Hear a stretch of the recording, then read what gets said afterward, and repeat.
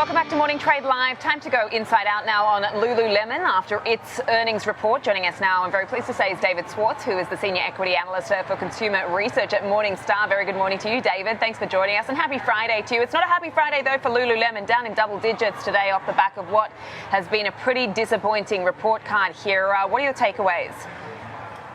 Yeah, it definitely was a disappointing quarter for the company. Its sales were light compared to estimates.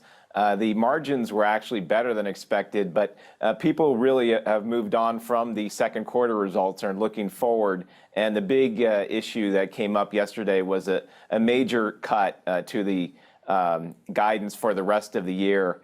And that's primarily due to tariff impacts, but also due to sales weakness in North America and China to a lesser degree. Lululemon has admitted that its latest seasonal offerings are not selling well, and there's significant discounting.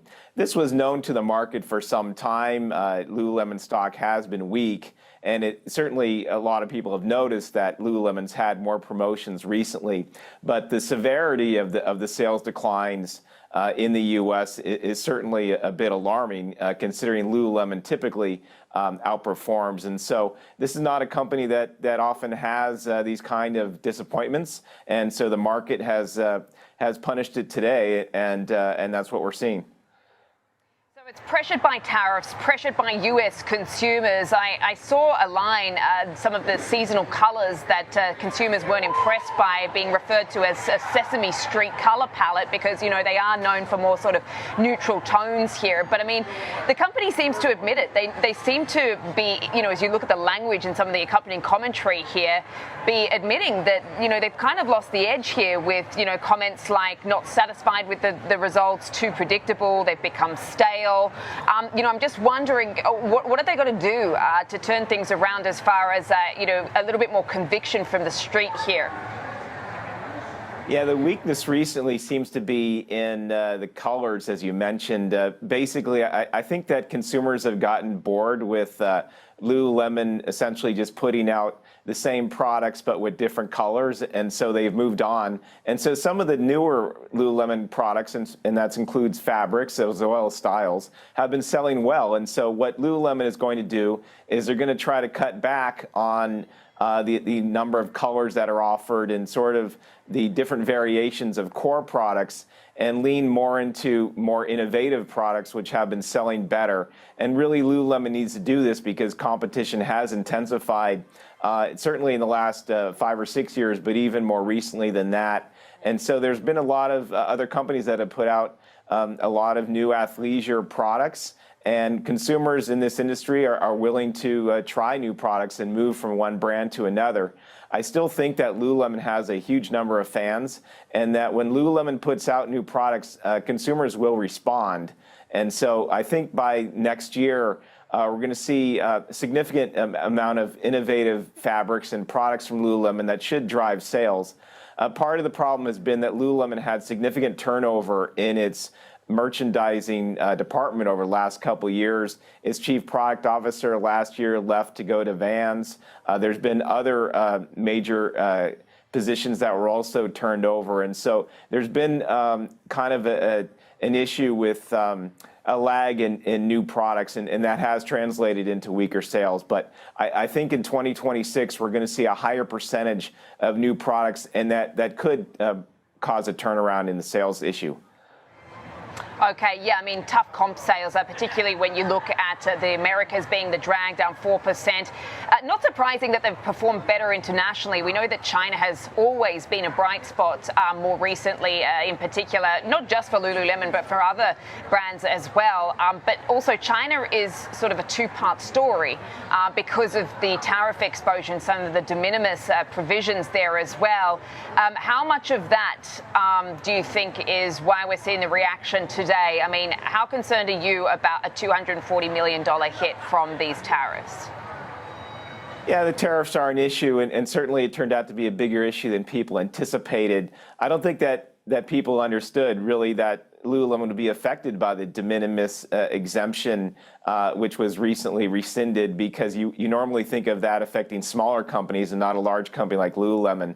But Lululemon actually does ship some products tariff-free from Canada to the U.S. through its e-commerce channel, and some of those products are going to be hit with tariffs now that in the past didn't face duties. And so the tariff issue kind of hit harder than people expected yesterday. But over time, Lululemon should be able to adapt.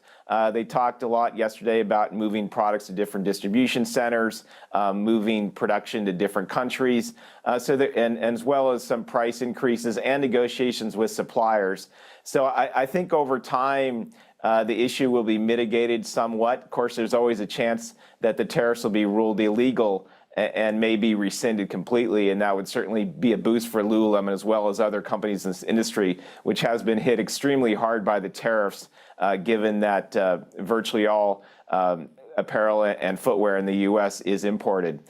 So, I kind of think that is a short-term issue, and that, over time, the company will adapt and the market will adapt. And so, then you have to look at the growth opportunities for Lululemon, and there are a lot of them internationally as well as with new products. And I actually think the stock is undervalued right now. My fair value estimate is $305, and I may reduce that slightly, but certainly right now I think Lululemon stock is inexpensive. And this is maybe a rare opportunity to buy really a high-quality company at a time when it's going through maybe a tougher period. Okay, so fair value, $305, as you say. I'm just wondering, on that note, I mean, do you anticipate that, most of the bad news as far as the admission on, tariffs, and also the fact that they think they're too predictable and stale, that most of the bad news has pretty much been priced in at this point? I think so, yes. I mean, certainly it's very hard to know when a apparel company goes into kind of a difficult period. It's hard to know how long that will last. Certainly, if you look at Nike, it's had struggles now for well over a year and a half. I think that Lululemon, though, will come back, and I think that people will recognize that this is a very strong company with zero debt, very high cash flow, and right now prospects for great stock buybacks. One of the benefits of having the stock down as much as it is Lululemon is going to be able to buy back millions of shares of stock at what I consider to be a very attractive valuation. And historically, Lululemon's had some tough periods before, about 10 years ago, for example, and it bounced back big. And so, I still think that this is a company that has very high popularity, and that, consumers will come back. I don't think that people have turned on this company. I think that Lululemon is still one of the strongest operators in this industry, has a very high quality CEO of Calvin McDonald. I think he was very forthright yesterday, acknowledging the problems and laying out a roadmap to fix them. And so I do think this is a buying opportunity right now. Okay, good stuff. David Swartz, thank you so much for your time and getting us across your thoughts on Lululemon this morning off the back of that earnings. Dave Swartz from Morningstar, appreciate it.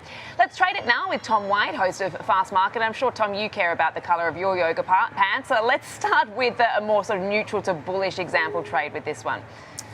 Yeah, Sam, you think if you take a look at it, it's down 15%, but it's off of those session lows that we were trading just about half an hour ago. So, some of the trade prices might be a little bit different here, but the setup is the same.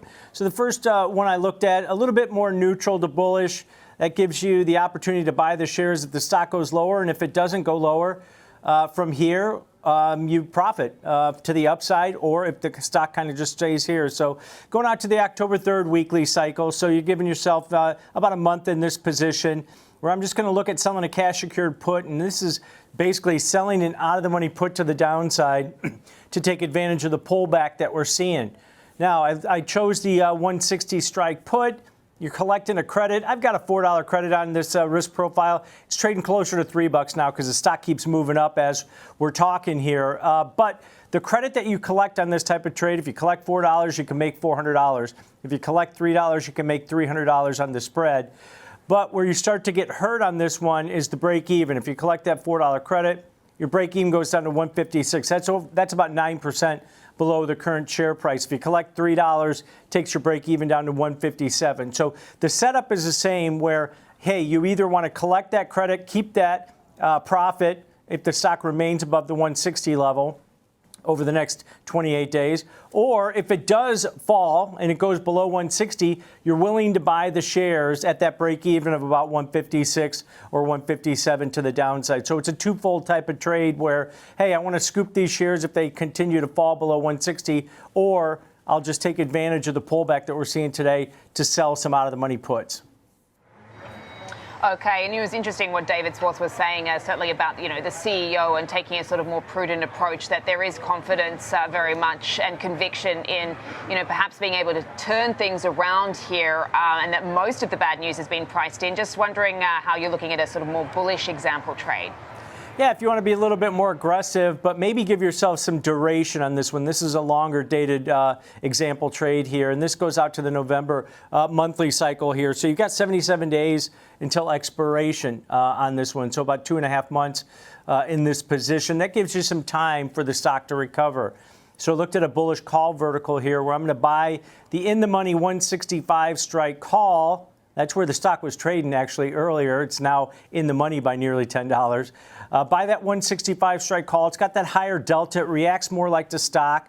And then against it, because I want to offset some of the costs on that bullish call purchase, sell the 200 strike call. So a bullish $35 wide call vertical to the upside.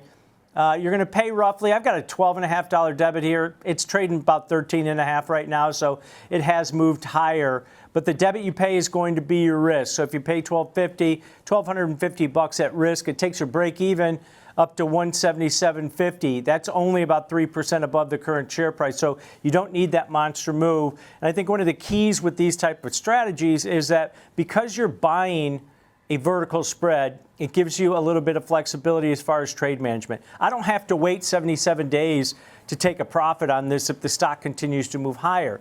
Say it moves back up to 180, 185 over the next few days or the next couple of weeks, you can actually start to reduce your position size or just exit the entire trade early, ahead of expiration over the next 77 days. So keep that in mind when you're doing directionally bullish verticals like this. You've got some flexibility as far as trade management goes. All right, a good look at Lululemon on what is a tough day, down in double digits off the back of earnings. Tom White, thank you so much. Appreciate it.